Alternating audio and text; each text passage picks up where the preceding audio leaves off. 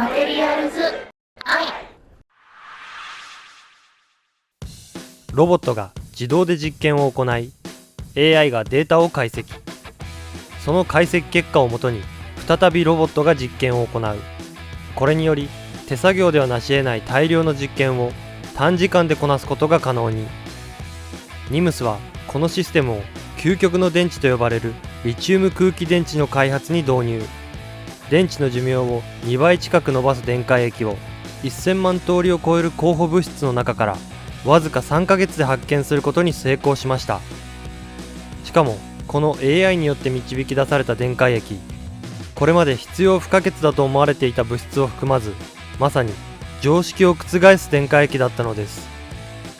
自動実験ロボットと AI を駆使したリチウム空気電池の開発現場に迫ります。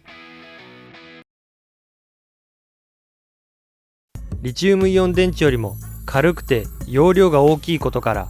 究極の電池とも呼ばれるリチウム空気電池。秘密はその名の通り空気を使う仕組みにあります。電解液を含んだ正極と金属リチウムでできた負極をセパレーターで隔てたシンプルな構造で、負極から溶出したリチウムと外部から取り込まれた酸素が反応することで電気が流れます。リチウムイオン電池のようにリチウムイオンを蓄えるためのホスト材料を必要とせず、電池自体を軽量化することができるのです。しかし実用化には高い壁があります。それは重放電を行える回数が少なく寿命が短いことです。その原因となっているのが電解液の反応効率の低さにあります。従来の電解液の反応効率は約 60% で、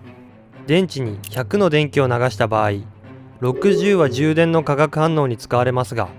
残りの40は充電とは関係ない反応に使われてしまいます。すると負極では電解液とリチウムが反応することで負極が劣化してしまいます。つまり電池の寿命を伸ばすためには反応効率の高い電解液を開発する必要があるのです。ただし検討すべき化合物の候補やその組み合わせは1000万通り以上と膨大。一方で反応効率を調べるには手作業で電池を組み上げ一つずつ評価する必要がありました。1日に10サンプルが限界で、これが実用化への加速を妨げる最大の原因となっていました。そこで電解液開発のスピードアップに挑んでいるのが NIMS の松田正一。松田は創薬の現場で使われているロボットをヒントに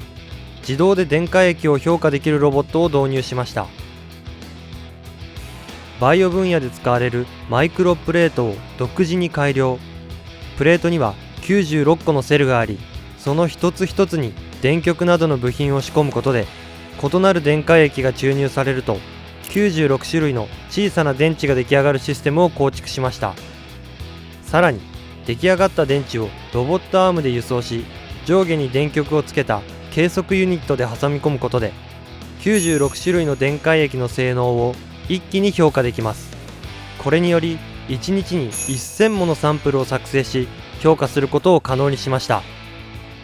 さらに松田はこの急激に増えた評価データを AI に学習させることで次の実験で評価すべき組成を効率的に導き出せるはずだと考えました。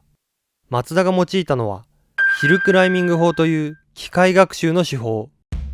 文字通り山登りのように反応効率の良かった組成データからその近辺でさらに良いと思われる組成を予測する手法です。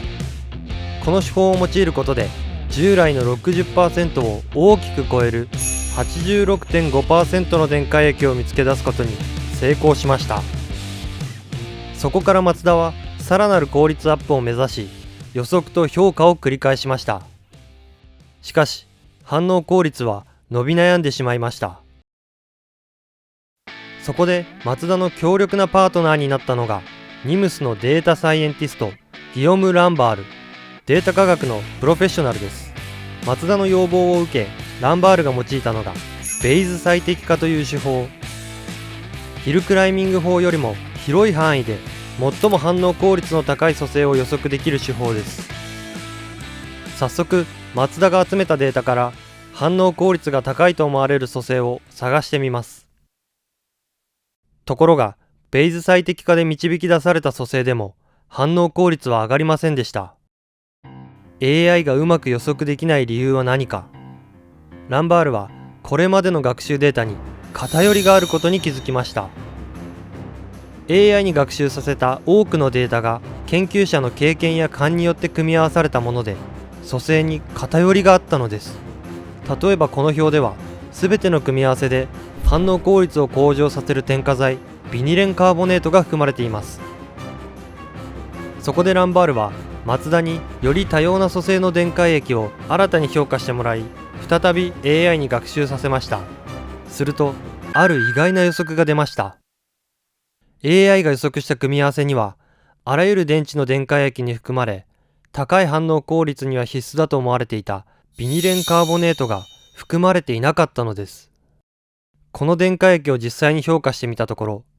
92.8% という最も高い反応効率を示したのです。